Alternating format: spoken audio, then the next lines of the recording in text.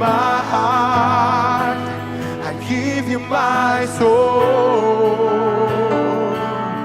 I live for you alone. Puji Tuhan, Shalom, selamat kita bertemu kembali. Oleh karena kasih karunia Tuhan, kita boleh punya kesempatan kembali untuk mendengarkan sebahagian daripada firman ya, yang selalu menjadi acuan dalam hidup kita sebagai anak Tuhan. Di dalam 1 Samuel pasal 4 ayat 21, di sana dikatakan, ia menamai anak itu Ikabod. Katanya, telah lenyap kemuliaan dari Israel. Karena tabut Allah sudah dirampas dan karena mertuanya dan suaminya. Tema kita adalah jangan melanggar firman-Nya. Nah, sebagai anak Tuhan ini sebuah peringatan bagi kita. Jangan melanggar firman. Nah, saudara-saudara dalam kasih Tuhan, Hofni dan Fineas adalah anak-anak Imam Eli. Seharusnya mereka dapat menjadi teladan bagi umat Tuhan. Namun Hofni dan Fineas sering kali melakukan perbuatan yang tidak senonoh. Ya. Imam Eli telah sangat tua. Ia menegur anak-anaknya, "Mengapa kamu melakukan hal-hal yang begitu? Sehingga ku dengar dari segenap bangsa ini tentang perbuatan-perbuatanmu yang jahat. Janganlah begitu, anak-anakku. Bukan kabar baik yang ku dengar itu, bahwa kamu menyebabkan umat Tuhan melakukan pelanggaran. Jika seorang berdosa terhadap seorang yang lain, maka Allah yang akan mengadili. Tetapi jika seorang berdosa terhadap Tuhan, siapakah yang menjadi perantara baginya? Tetapi tidaklah didengar mereka perkataan ayat itu, sebab Tuhan hendak mematikan mereka." Kalau kita lihat itu di dalam 1 Samuel 2 ayatnya yang ke-23 sampai 25.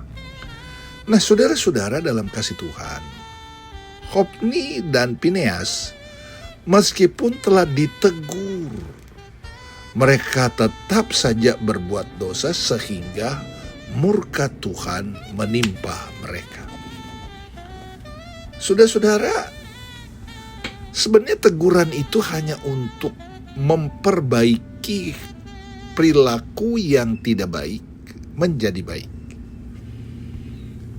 Ya. Diingatkan jangan melanggar, tetapi mereka juga melanggar.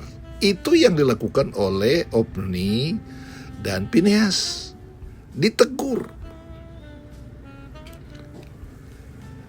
Tidak mereka gubris, mereka anggap, sehingga Tuhan murka. Ya, Tuhan marah. Nah, saudara-saudara dalam kasih Tuhan, Tuhan murka, ya, murka Tuhan menimpa kepada mereka. Tabut Allah yang dirampas oleh musuh, dan Hofni dan Fineas tewas dalam peperangan melawan orang Filistin saat itu.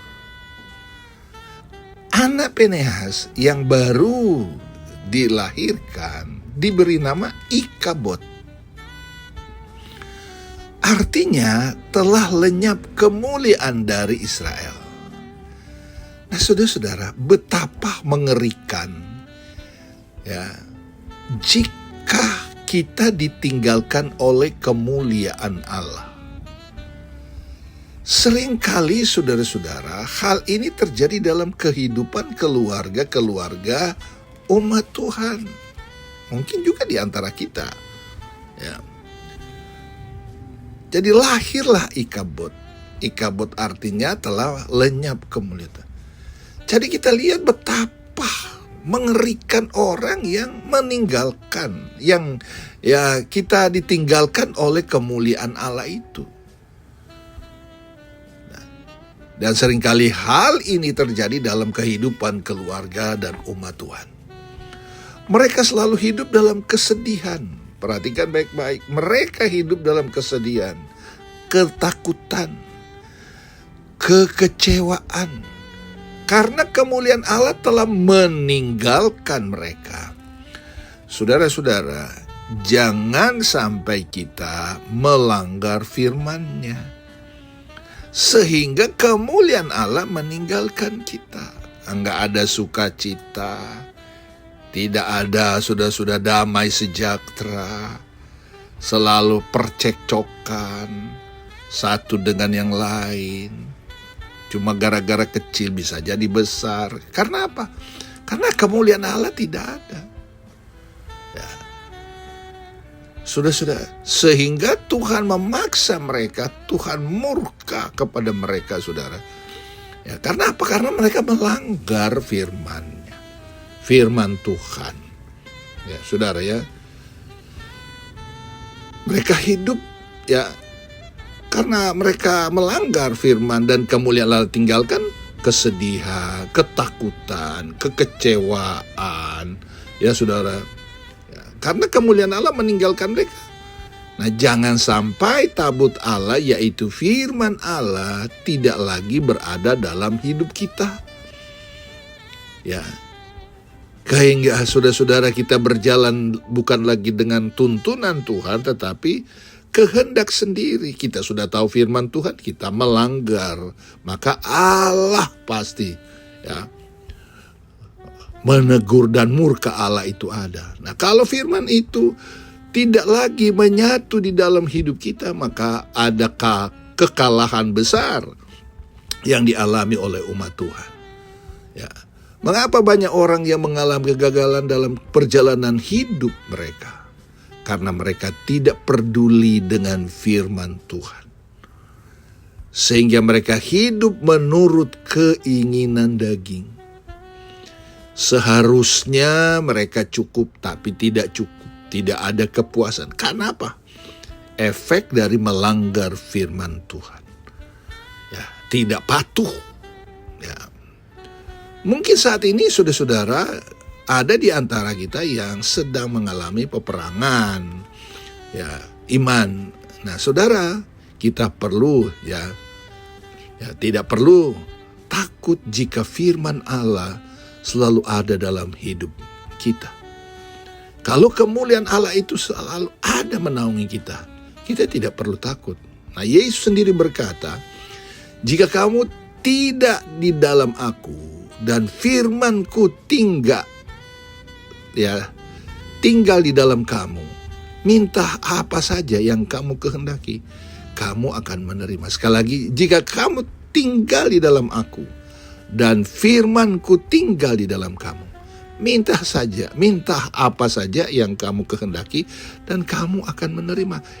Yohanes pasal 15 ayat 7. Jadi saudara-saudara, kalau kita ingin menikmati berkat Tuhan, ya damai sejahtera, tidak ada kekecewaan, tidak ada ketakutan, ya jangan melanggar firman Tuhan. Yesus berkata, jika kamu tinggal di dalam aku dan firman-Ku ada di dalam kamu, kamu akan menerima. Tetapi peganglah teguh, saudara-saudara, jangan melanggar firman Tuhan. Tetapi peganglah teguh firman Tuhan dan lakukanlah semua perintahnya. Maka kita akan menjadi orang-orang yang menang, mengatasi semua peperangan iman yang kita hadapi. Jadilah anak Tuhan yang memiliki karakter yang konsisten dengan firman Allah. Jangan melanggar, karena Allah marah dengan kehidupan anak Tuhan sudah mengalami, sudah diberkati lewat pekerjaan, tapi mereka melanggar, tidak menghargai berkat Tuhan. Itu sebabnya saudara-saudara, jadilah anak Tuhan yang melakukan firman Tuhan. Tuhan Yesus memberkati kita semua.